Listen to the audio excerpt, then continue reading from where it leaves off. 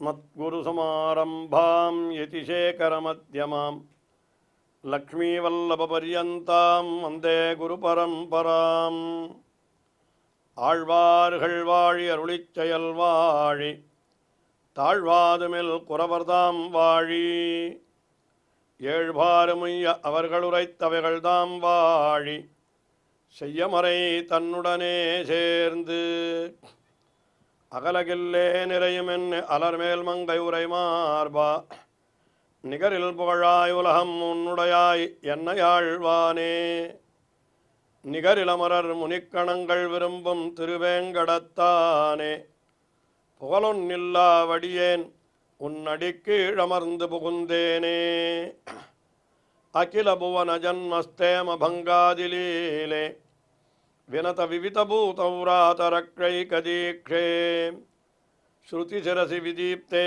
பிரம்மணி ஸ்ரீனிவாசே பவது மம பரஸ்மின் சேமுஷி பக்திரூபா श्रीमान वेंकटनाथार्य कवितार्किककेसरी वेदांताचार्यवर्यो मे सन्निधत्तां सदा हृदि எம்பெருமானுடைய பிராட்டிமார்களான ஸ்ரீதேவி பூமிதேவி ஆகியவர்களை குறித்து அற்புதமான ஸ்தோத்திரங்களை அருளி செய்தார் வேதாந்த தேசிகன். ஸ்ரீஸ்துதி என்றும் பூஸ்துதி என்றும். அடுத்தபடியாக அந்த பூமி பிராட்டினுடைய அவதாரமான ஆண்டாளை குறித்து அவர் அருளி செய்த ஸ்தோத்திரம்தான் கோதாஸ்துதி என்று வழங்கப் பெறுகிறது. பூமி பிராட்டியே பெரியாழ்வாருடைய திருக்குமாரியாக வந்து அவதரித்தாள் என்பதுதானே பெரியோர்கள் காட்டுகின்ற சம்பிரதாயம்.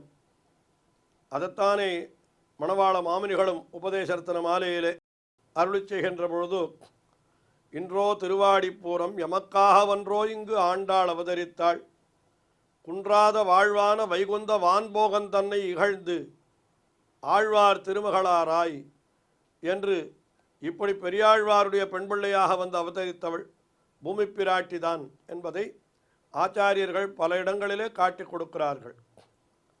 வேதாந்த தேசிகன் தம்முடைய கோதாஸ்துதியிலேயும் முதலிலே பல பல ஸ்லோகங்களாலே அந்த ஆண்டாளுடைய பெருமை, அவள் எம்பெருமானுக்கு தான் மாலையை சூடி கொடுத்தாள், அந்த சூடி கொடுத்த மாலையை அணிந்தபடியினாலே எம்பெருமானுக்கு ஏற்பட்ட பெருமை, இப்படிப்பட்ட தன்னையே பெரியாழ்வாருக்கு மகளாக ஆக்கினபடியினாலே பெரியாழ்வாருக்கு உண்டான பெருமை என்று இதையெல்லாம் கீழே பல பல ஸ்லோகங்களிலே அப்படி வர்ணித்து வந்தவர்.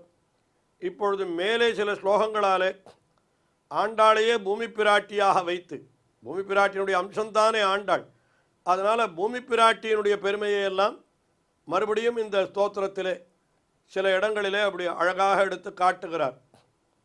அதிலே எம்பெருமானும் பெரிய பிராட்டியாரும் ஆண்டாளுமான சேர்த்தி, அதாவது ஒரு பக்கம் எம்பெருமான் நடுவிலே எழுந்தருள் இருக்க, ஒரு பக்கம் பெரிய பிராட்டியார் ஸ்ரீ மகாலட்சுமி ஸ்ரீதேவி எழுந்தருள் இருக்கிறாள், மறுபுறத்தில் எழுந்தருள் இருக்கிற பூதேவி அவள் தானே ஆண்டாள்.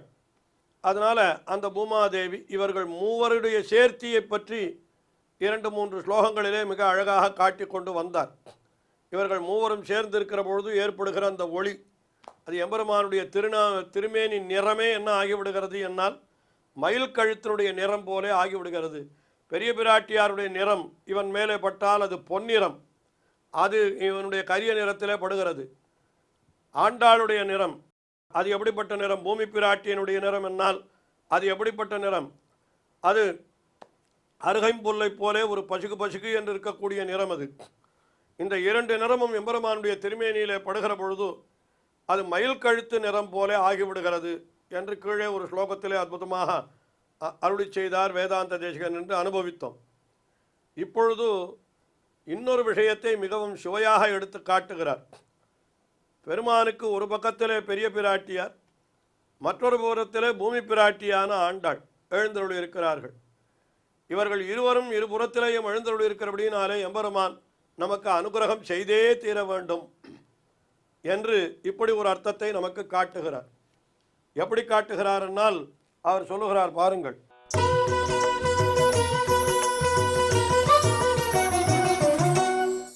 ஆர்திராபராதி நிஜனேப்யபிரக்ஷணார்த்தம் ரங்கேஸ்வரஸ்ய ரமயா விநிவேத்யமானே பார்ஷ்வே பரத்ர பவதி யதி தத்ர நாசீத் பிராயேண தேவி வதனம் பரிவர்த்திதம் சியாத். எம்பெருமான் திருமுன்பே போய் ஒரு சேத்தனன் நிற்கிறான். ஆனால் இவனோ ஏகத்திற்கு அதாவது இவன் பண்ணாத பாபங்களே கிடையாது என்று சொல்லும்படியாக நிறைய பாபங்கள் அதுவும் இன்னும் பண்ணிக்கொண்டே இருக்கிறான். அவன் போய் எம்பெருமான் முன்னாலே நின்றால் அவனை பார்த்த உடனே எம்பெருமானுக்கு கோபம்தான் வருகிறது. இவ்வளவு பாபங்களை பண்ணிவிட்டு துளியும் வெட்கமில்லாமல் அப்படியே வந்து நிற்கிறாயே என்னிடத்தில் என்று எம்பெருமான் சற்று கோபித்து கொள்ளலாம், கோபித்து கொள்ள வேண்டும் என்று நினைத்து அப்படி கடுகடு என்று பார்க்கிறான். அப்பொழுது பெருமாளுடைய பக்கத்தில் வலது புறத்தில் பெரிய பிராட்டியார் ஸ்ரீ மகாலட்சுமி இருக்கிறாள். அவள் என்ன பண்ணுகிறாள், இந்த சேத்தனனுக்காக பரிந்து பேசுகிறாள்.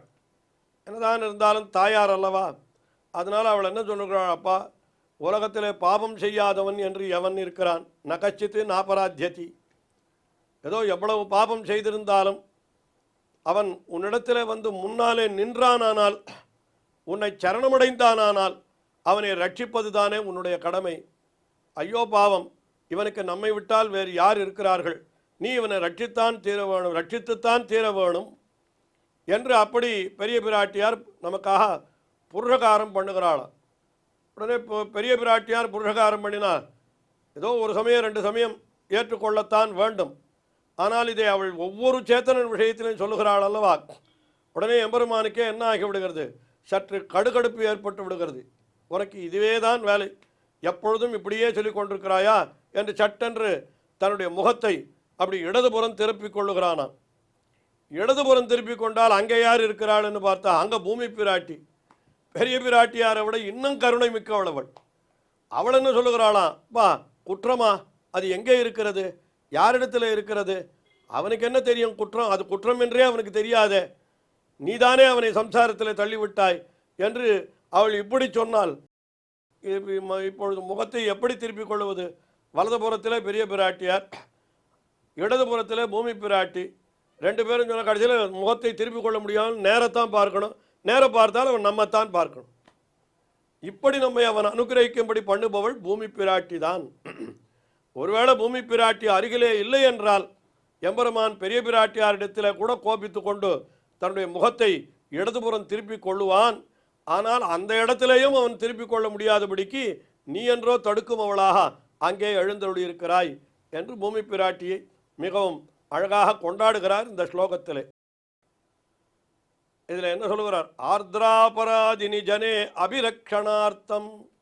ஆர்திராபராதினி அதாவது அப்பொழுதே அபராதம் செய்து கொண்டிருக்கிற அந்த அபிரக்ஷணார்த்தம், ரக்ஷணார்த்தம் அதாவது அவனை காப்பதற்காக ரமயா வினிவேத்யமானே. ரமயா பெரிய பிராட்டியார் அவனுக்கு உபதேசம் பண்ணி அவனுக்கு என்ன சொல்லுகிறாள், இந்த சேத்திரனுக்காக பரிந்துரை பண்ணி அந்த ரங்கேஸ்வரனிடத்தில் சொல்லுகிற பொழுது என்ன சொல்லுகிறார், பார்ஷ்வே பரத்ர பவதி யதி தத்ர நாசீத். அவனுடைய இடதுபுறத்திலே பூமி பிராட்டியே ஆண்டாளே நீ இல்லை என்றால் கடைசியில் என்ன ஆகும், பிராயேண தேவி, தேவி எம்பெருமானுடைய வதனம் பரிவர்த்திதம் சியாத், அப்படியே திருப்பப்பட்டு கொண்டே என்றோ இருக்கும். அது எம்பெருமானுடைய இது பெரிய பிராட்டியார் வலதுபுறத்தில் எழுந்துள்ளிருக்கிறாள், அவள் புருஷகாரம் செய்கிறாள், அவள் சொல்லுகிற வார்த்தைகளை கேட்க இஷ்டமில்லாவிட்டால் எம்பெருமான் தனது முகத்தை திருப்பிக் கொண்டென்றா இருப்பான். ஆனால் அவன் அந்த முகத்தை அந்த பக்கமும் திருப்பிக் கொள்ள முடியாமல் நீ என்றோ அங்கே எழுந்தருளி இருக்கிறாய் என்றால் நிச்சயம் எங்களுக்கு பேரு தப்பாமல் போகாது. அதனால் இப்படி இரண்டு பிராட்டிமார்களும் சேர்ந்து நம்மை எம்பெருமான் ரட்சிக்கும்படியாக அவர்கள் செய்து விடுகிறார்கள் என்கிற கருத்தை இந்த ஸ்லோகத்திலே மிக அற்புதமாக வேதாந்த தேசிகன் காட்டி அருளினார். இதற்கு அடுத்தபடியாக அதாவது அடுத்த ஸ்லோகம் இது. இந்த ஸ்லோகத்தில் என்ன சொல்கிறாருன்னா, இவள் அதாவது பெரிய பிராட்டியாராவது புருஷகாரம் பண்ணி சில வார்த்தைகளை சொல்லுகிறாள், எம்பெருமானுக்கு உபதேசம் பண்ணுகிறாள்.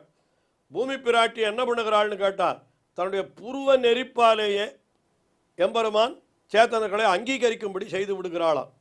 அதை சொல்லுகிறார் இந்த ஸ்லோகத்தில். அதாவது இந்த 25வது ஸ்லோகத்தில் அப்படி தெரிவிக்கிறார். என்ன தெரிவிக்கிறார்னால்,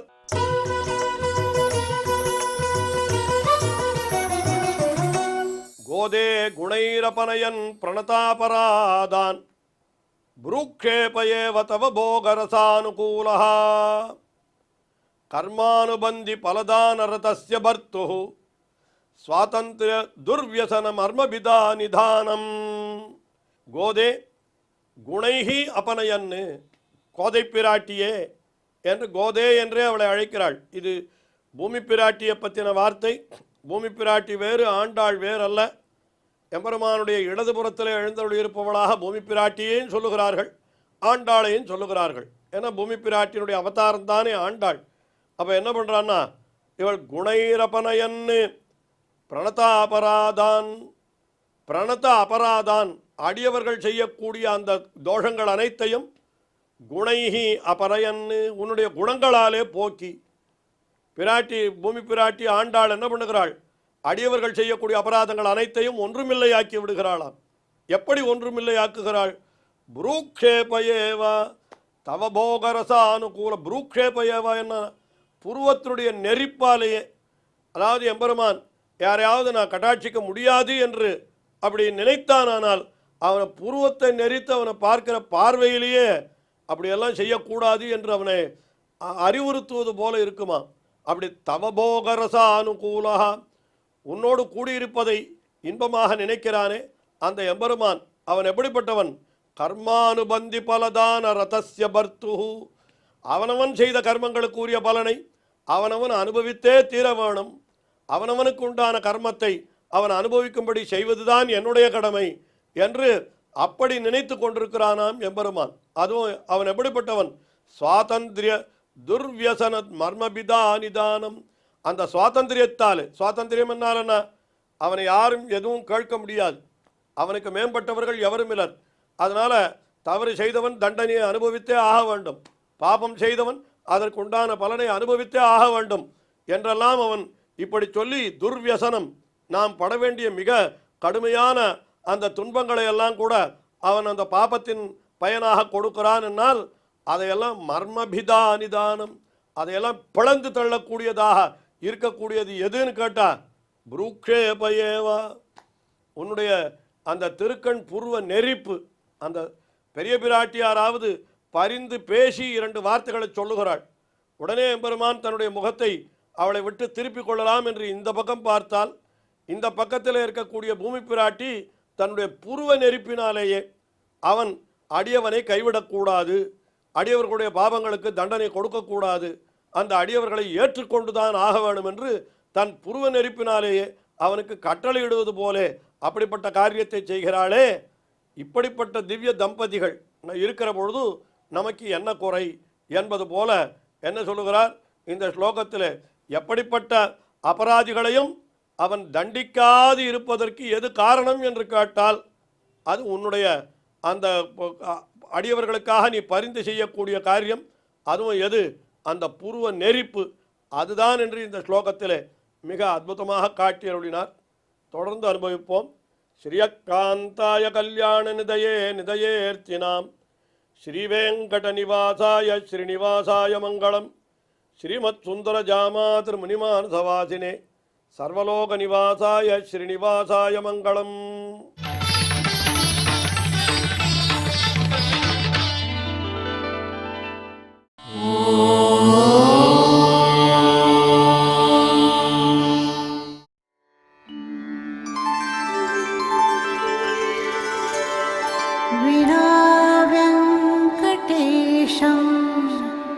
ननाथो ननाथः सदा वेङ्कटेशं स्मरामि स्मरामि. हरे वेङ्कटेश प्रसीद प्रसीद. प्रियं वेङ्कटेश प्रयच्छ प्रयच्छ.